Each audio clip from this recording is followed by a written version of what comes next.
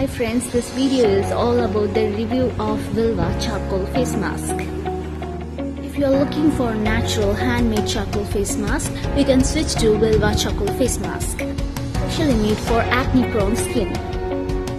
Usage is so simple. Clean your face with a mild soap or a cleanser. Apply a medium layer of this face mask. It looks like gel in texture. Let it dry for 20 to 30 minutes, then rinse. It's so easy to use. It consists of aloe vera, vegetable glycerin, activated charcoal, kaolin clay, tea tree hydrosol and lemon hydrosol. It is recommended to do a patch test before you use. It consists of aloe vera, so it makes your skin feels moisturized. So you won't feel dryness after applying this mask.